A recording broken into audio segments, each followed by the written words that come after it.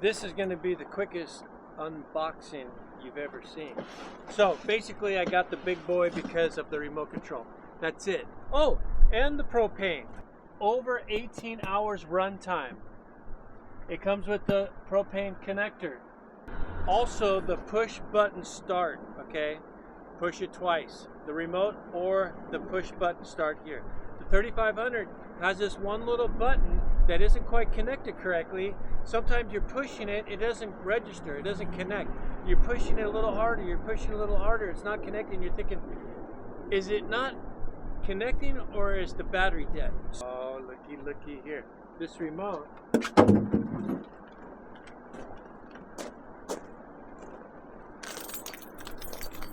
these are the keys, okay? Jim, see this? I might not lose them very often. Okay, this is for the truck. It's kind of big and bulky. This is the tracker from T-Mobile. There are a few keys there. It's kind of big in my pocket. I was worried that the remote for the Predator 5000 was as big as that one. It's a little teeny thing. I like it. Looky here. So there's a button there. And you pull it up like this. Another reason why I got the 5000 is because the 3500 had issues with the exhaust. The carbon monoxide detector, if the exhaust came back into the carbon monoxide detector, it would shut off. On a windy day, when I had the exhaust going that way, it would go off. It would keep shutting off. I had to have to get out of my RV. I had to come in here, pull it out, restart it. It was a pain in the butt. Sometimes I would turn it the other way, so the exhaust was going this way. Sometimes I had a fan plugged into here, blowing the exhaust away. It was an issue. So this one, hopefully that's not an issue with the gas, and also my alternative is that I can just push the remote, or also then there is the propane, which is clean air, and then maybe that would be less sensitive. So we will experiment with that. This funnel comes with it. It's a little hard to see how much oil is going in there.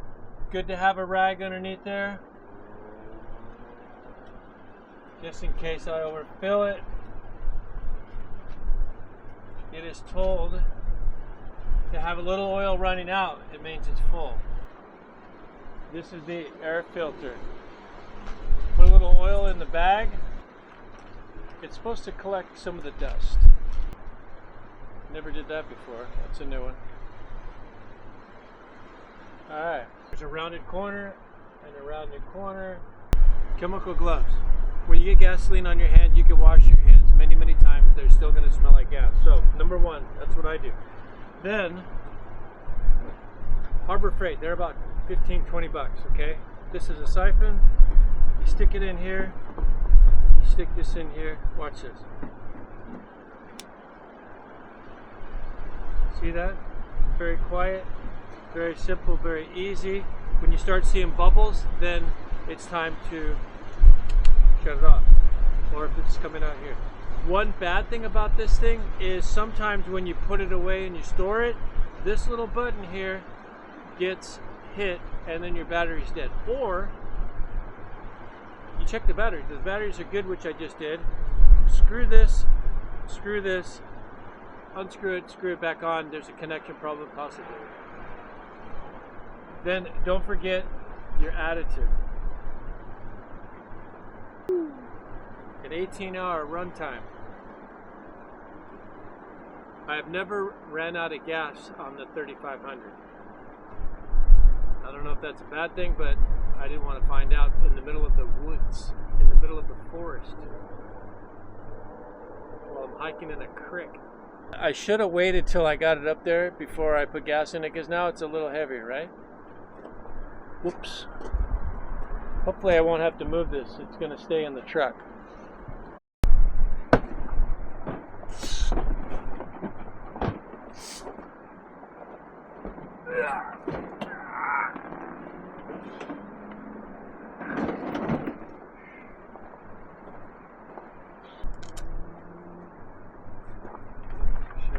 this on.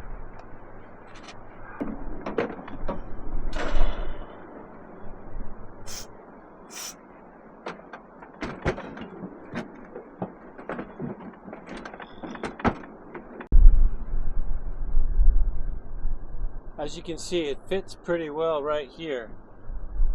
Locks in. Locks in. If I gotta slam on the brakes, that generator's not going anywhere. Left and right now, it's not going anywhere. So either way, whether I have it here or whether I have it here, it's gonna be locked in. Okay, so look, this sits right here. Little something. Little juice flowing. So you only can see that far down the tank because of the filter. So what I do is I lift this up. It was a full 5 gallons. When it's less than half full, it should be, okay, I see gas. I'm about that far from the top. We're gonna call that good. Halfway up the filter. They said don't go up to the red line, which is the top, because there needs to be airflow. The gas comes out, the air's got to come in, otherwise it'll stall. So we're done there. Replace the cap, number 1. And look, there's the gas gauge. It's at full, not over full. It could go more. The other one went a little further than that. Okay, so this does drip sometimes. You take that out. Now this you want to lay, dripping gas. Right here I broke one, okay? You don't want to lay it down where it's going to get pinched, it's going to get crushed. You want to lay it down flat somewhere where it's not going to blow away in the wind. Always make sure all the caps are on the gas. You don't want to start this up with the exhaust running in a closed area where there's fumes. All these should be shut. That one wasn't quite shut. Okay, then this can go back here. This can go back here. Just in case I gotta fly in the night. What? Okay, looking at this thing. And this right here, an engine battery switch on and off. So the battery needs to be on in order for this to work, right? Never seen that before. I guess that way you don't get a dead battery, right? Possibly pairing the remote. Turn this on. They say hold this. It's blinking green.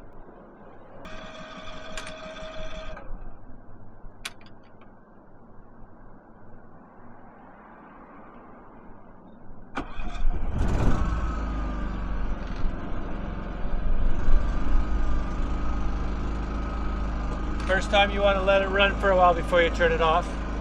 Let the oil get in there, the gas. The throttle was off, which is good. That's full speed. That's, well, without a load on it. We still didn't get this thing to work. We'll try that after. It's a little quieter probably too. If I put some foam maybe on the bottom, I don't know. It's vibrating on plywood, and I don't want it to get all scratched and wrecked, and I want to be able to put a tarp over it when I'm not using it. So I found out if the plywood, if the 2x are too tight, I can't put a tarp over it and a cable lock or chain. So we'll figure something out tomorrow. So this is,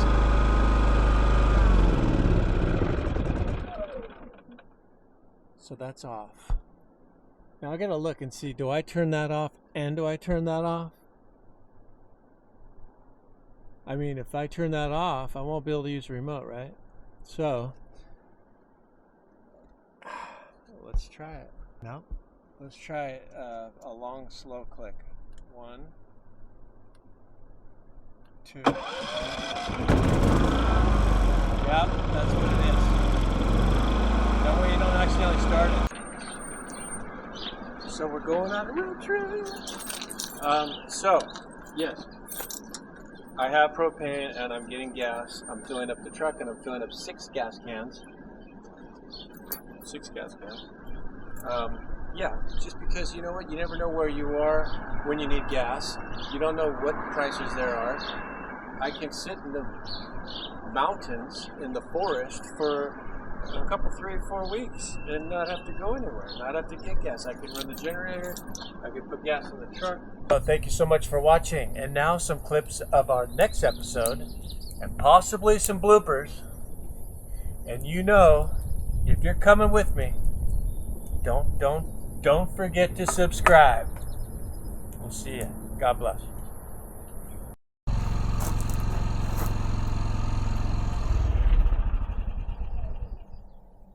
I love that. That's the Predator 5000. I'm still trying it out. There's some things I like and don't like about it. But right now, I need to unbox this. We're here in Yosemite, and I have the generator running. I just got here late last night. I want to charge this and hopefully not have to have the generator running tonight and have my Starlink and all my cameras working tonight while I'm sleeping. So, here we go. Am I recording? Yeah. Okay. When you pull the dipstick out, I'm sorry, when you pull the